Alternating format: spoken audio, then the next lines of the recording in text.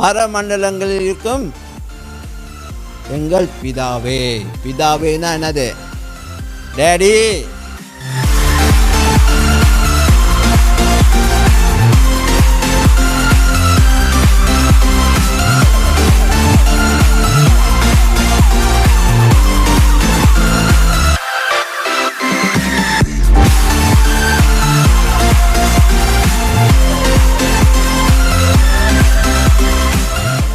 விசுவாசிக்கிறவர்கள், அப்புறம் அவரை ஏற்றுக்கொண்டவர்கள். இந்த ஏற்றுக்கொண்டவனால இன்னைக்கு உள்ள ஒரு ஸ்டைலில் இயேசுவை ஏற்றுக்க, இயேசுவை ஏற்றுக்க அப்படி இல்லை.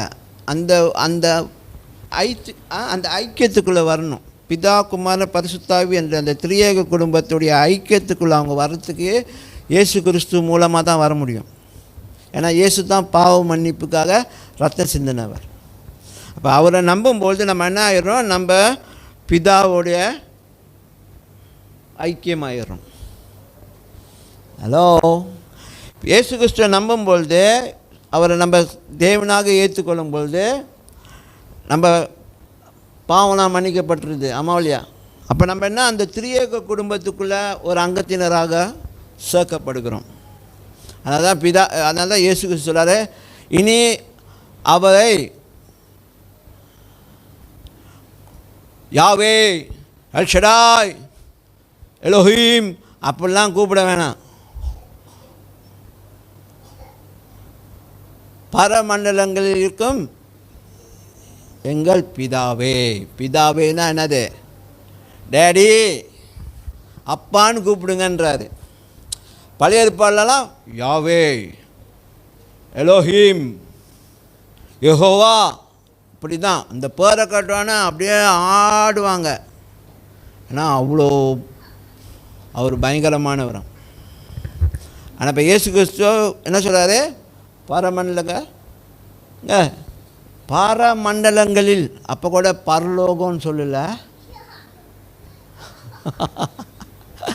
அப்போ கூட பரலோகம்னு சொல்ல, பரமண்டலங்கள். That means different level of the different dimensions of the sky. பரமண்டலங்கள் அப்படின்னா பல மண்டலங்கள் இருக்கு. அங்கே ஏதோ ஒரு மண்டலங்களில் அவர் இருக்கிறாரு. இது இயேசு சொன்ன வார்த்தை. நல்லா கேட்டுங்க, இது இயேசு சொன்ன வார்த்தை. என்னது? பரமண்டலங்களில் இருக்கும் எங்கள் பரமபிதான்னு சொல்ல பேர் சொல்லுவாங்க, பிதாவேன்னு. Okay. So God lives in the dimensions of the sky. Amen. அப்போ அவரை நோக்கி அப்பான்னு கூப்பிடுங்கன்றாரு. இப்போ என்னாச்சு?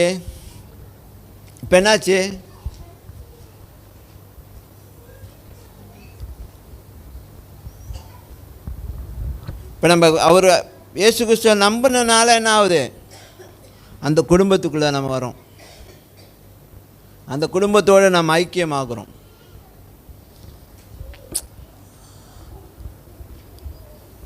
Amen.